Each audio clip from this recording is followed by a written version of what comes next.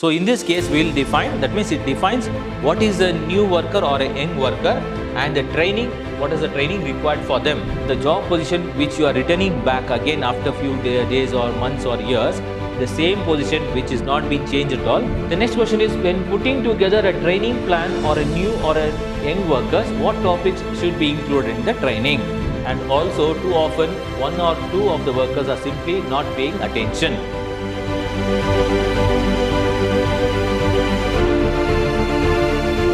Hi and a warm welcome to you all dear students. I, GWsir, Commerce Faculty, Department of Commerce, Vidhyaashram First Grade College, the Temple of Excellence, MYSURU. Dear students, today we shall take up case 3, that is case studies of third case studies of business policy.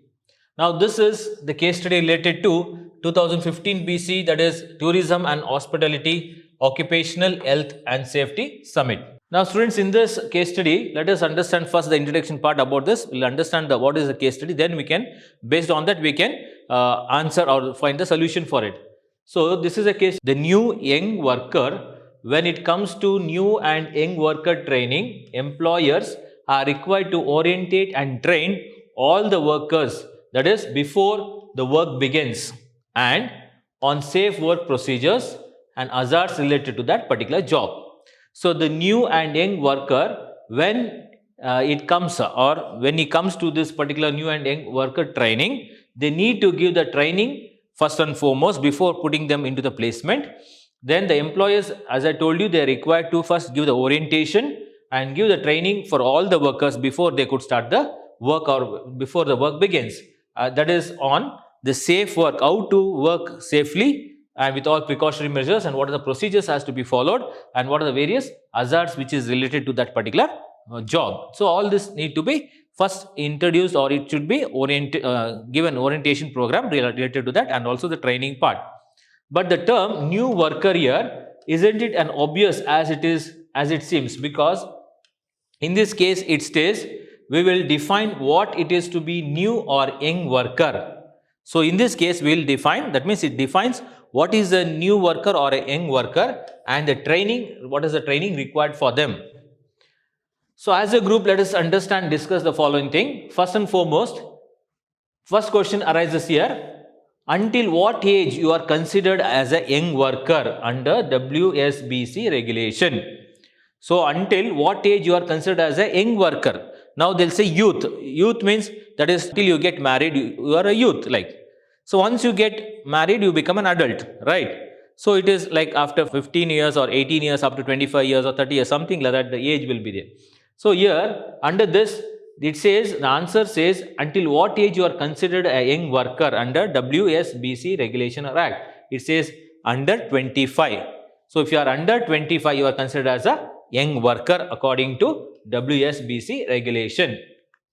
Now secondly, second question says, if an employee who has worked for a company for many years, so as an employee, if I worked for many years in that particular company, is relocated to a different department, and if I have been relocated, that means deputated to another department, are they, by WSBC definition, it says considered as a new worker. So according to this WSBC, it says that I am working in a company for many years, and in that same particular department, now I am being shifted to another department. When I go to that particular department, I become as a new worker. I become a new worker for that particular department. Even though I was working in the same company for many years, I am considered as a new worker when I been joined in the new department. And they should have to undergo safety orientation. So when I enter into that particular department, I should undergo, because I don't know what are the rules and regulations, what are the procedures, how the work has to be done, what are the safety measures has to be undertaken. So I need to first, that is, I need to first take up what are the safety measures, I need to understand it, then take the training, then only start the work. And the safe work procedure training again, and it says why. It says by definition, a new worker is any worker who is affected by change in the hazards of a workplace. So according to a definition, it says a new worker means is any worker who is affected by a change in the hazards of the workplace, or relocated to a new workplace, that is shifted to another department, if the hazards in that workplace are different from the hazards which you had already worked in the previous workplace. So this is the answer for the second question. Third question says, if you leave the company and few months later get rehired for the exact same job position and you are considered a new worker, and what type of training should be followed? Now, if I am a person, I was working in a company, now I am, what do you say, I am leaving that particular company. So I left that particular company, and after few months or years, again I am rejoining that particular company, right? The same job and the same position, and you are considered, now you are considered as a new worker because you are left, you are resigned, again you are rejoining, means you are considered as a new worker only. Regarding the training part or regarding the pay scale, the salary, everything will be changed, as you will be like a fresher. And what type of training you should follow in that particular company when you rejoin? The answer is, if the job position you are returning back has not changed at all since you have left, then you would not be considered a new worker in this case. It says, in this case, if the job position which you are returning back again after few days or months or years, the same position which is not being changed at all, now since which you have left, then you would not be considered as a new worker. Then, as a group, discuss the importance of young worker training and list how and why it differs from the mature worker needs. So, in a group, you need to discuss, that is, what is the importance of this young workers training, and list how and why it differs from mature workers needs. So, the answer for this, for most of the young workers, it may be their first ever job. So, most of the young people, when they join, it will be the first job, most of them. So, they have no past experience related to that particular job. So, when they join newly as a fresher, they don't have any kind of experience, they don't have any kind of training related to the particular job. So, most mature workers have been around the block in a few times, so that they have a better understanding of safety in the workplace. So, that is why most of the mature work people, that is employees, mature people, employees who are already working there, the seniors, around the new freshers who is given the training, so that they will be helpful to them, so that they will be able to give the training properly regarding the safety measures, and see that they get a very good training also. Young workers tend to bring a lot of energy, but not lot of thought compared to the mature worker. So, if you see the difference between the mature worker and the young worker surely will be having lot of energy, but they will not be having lot of thought, which when is compared to a mature person. Mature person, energy will be there, but not as good or as full as the young worker, but the thought will be, knowledge will be more than the young worker. So, young workers often feel invincible compared to the mature workers, and young workers don't ask many of the questions as to the mature worker. So, here the young workers, they will be feeling more invincible. Invincible means compared to mature workers, because the young workers, they don't ask as many questions as to the mature persons or the workers. The next question is, when putting together a training plan or a new or a young workers, what topics should be included in the training? So, when putting together a training plan for a new or young workers, what are the topics should be included in this particular training session for the new and young workers? Working alone, violence in the workplace, PPE, first aid, emergency procedures, rights and responsibilities, rights to refuse unsafe work, then bullying, harassment, job specific training, safe work procedures, accident investigation, job specific hazards. So, these are the important topics which are related to the training session which has to be given for the new and young worker. So, when you put them for a training plan for a young and new worker, now these are the important topics which should be included in the training. First and foremost, working alone. So, I should work alone, never, I should not depend on others, right? Then violence in the workplace. So, you should not have any kind of violence or any kind of anger or fight between or disputes between the people in the workplace. Then PPE, first aid, how you should know how to do the first aid. Then emergency procedures in kind of fire accidents or any other like that. Then what are the rights and responsibilities of that particular worker? Then right to refuse any unsafe work which is given to them, then he has a right to refuse it. Then the bullying and harassment. So, if anyone does the bullying and harassment, even that has to be stopped, that can be done. Then job specific training, safe work procedures, accident investigation, and job specific hazards. So, all these are important training topics which is to be included in training. What is the key takeaway from your group as learned from this case study? So what is the main important key aspect which you have learned from this particular case study? The definition of new worker can be defined in several ways.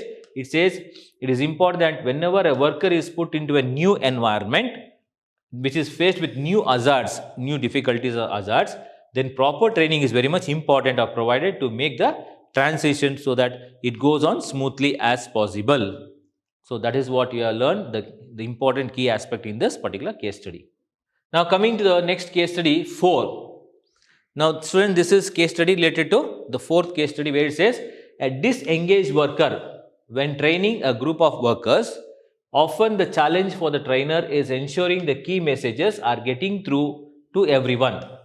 Now in a larger group it is not always easy keeping everyone engaged, and also too often one or two of the workers are simply not paying attention. So here a disengaged worker, a person who is not engaged, a worker, when training for a group of workers, often what happens, it is a challenge for the trainer because he has to ensure that the key important messages which has to be passed, it is been getting through everyone. That means everyone gets that particular message, important message. But in a larger groups, if you see, it is not always easy because keeping everyone engaged, it becomes difficult.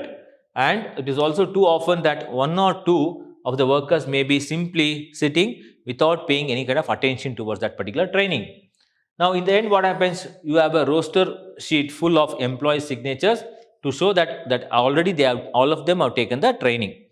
So, but how do you know that they were actually trained? That is very important. So if everyone signs in that particular register or in that particular sheet of paper saying that yes, everyone got the training, but the question arises here, but how do you know that they were actually trained or not? So as a group, let us discuss the following topics. So first question says, when training of a group of workers, what are some of the physical indicators that tell you whether or not a group is no longer attentive? So answer is, it says limited eye contact. When there is limited eye contact, that means they are not into training. Downcast eyes, whispering, restless hands, then restless legs, looking around the room. So all these are some of the important physical indicators that will tell you whether or not the group is no longer attentive.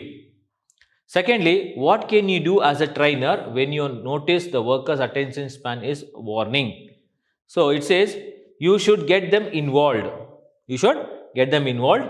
Be more interactive with the training, not just only by asking questions, but instead by using them in the scenarios or in the examples or role playing, etc.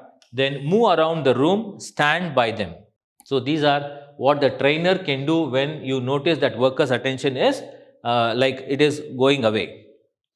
Then the third question says, list several reasons why workers may not be engaged in a training session. It says the manager delivering the training, one who is not engaged. The manager delivering the training is not engaged. The training is too bored and does not directly impact their job duties. So the method of delivery is stale. So how you present, the presentation is very, very important. So the presentation is very dull and stale. Then the trainer is reading directly out of a guidebook as well as and does not involve the staff people. So he's just reading out and not using the style of learning they are needed. So these are the reasons why workers may not be engaged in the training session. Next, as a trainer, list the different methods you can use to facilitate a successful group training session. So as a trainer, you have to make a list of different methods which you can use for facilitating a successful group training session. You should be creative. Make sure that your training session involves lot of employee participation. First, very good.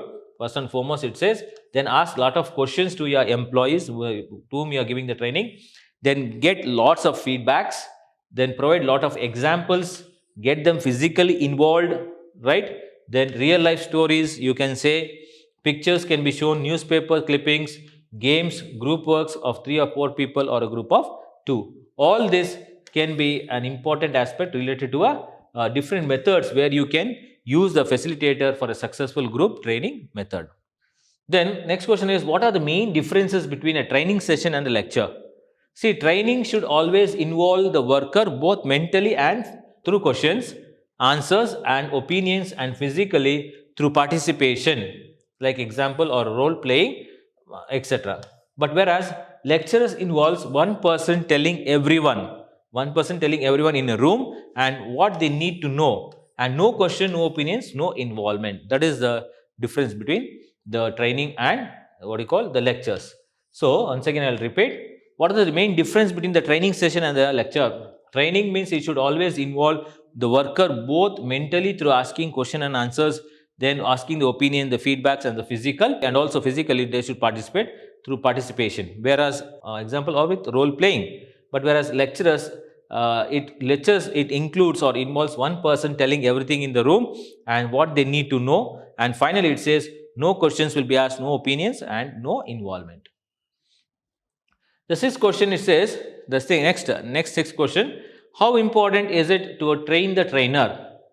It says, having a person on staff who is trained in a proper technique, delivery, and content will go a long way in ensuring the workers are properly trained and engaged.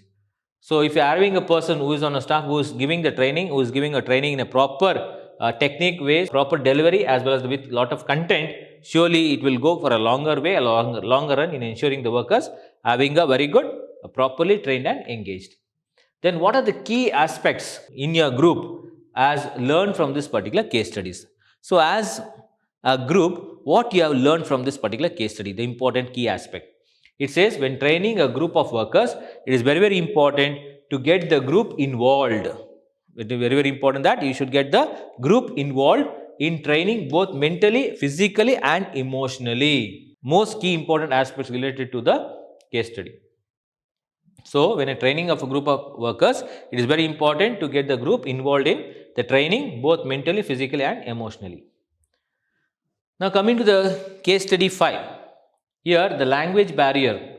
Tourism and hospitality is a diverse sector comprised of workers from varied cultures, varied backgrounds, then age and languages. So this is one of the reason our industry is so different, unique. So here with this diversity comes the challenges. In case if of a large hotel if you take, where the housekeeping department is comprised of workers from all over the world, then training can sometimes be a challenge to due language barriers. And although many corporate properties have developed strong training programs, it is always fully understood by each person in the room, knowing that what types of tools, methods, and practices can an employer use in order to use proper or give proper training and has been provided. Now, as a group, you need to discuss this following topics. First question says, make a list of different training techniques. List of different training techniques you can use while trying to overcome a language barrier. First and foremost, it says visual aids. You can prepare visual aids. Then physical examples, role playing, team up them with a co-worker who speaks the same language, right? Then speak a bit slower. Don't be fast, bit slower, and pronounce your words correctly. Having reading materials helps. Surely the reading materials will help, as lot of people who are not able to understand the language can look at the words and read it. Okay. So these are important list of training, different training techniques which can be adopted when training is becoming a difficult situation, when the language is a barrier. Secondly, at the end of the training, what methods you can use to determine whether or not the worker understood. So at the end of the training, you should be able to methods you can use in order to find out whether that person has understood the training or not.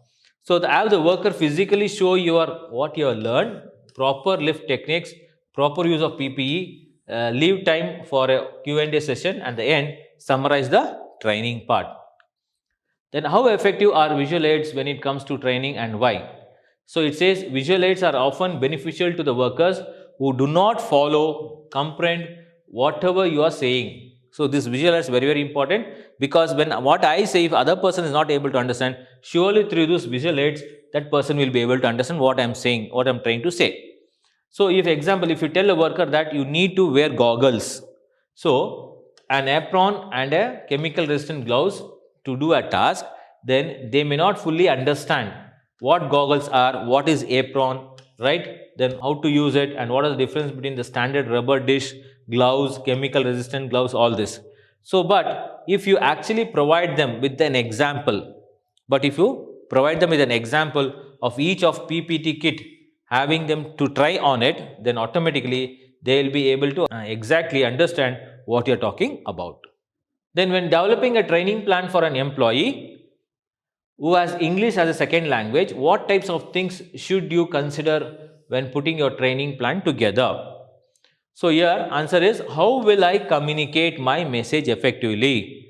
First and foremost, how will I communicate my message to other person effectively? Who is the best employee for them to shadow, and which tools or resources will be the most beneficial to the worker? Next is, what is the key part, takeaway means the key important aspect of your group which has learned from this particular case study.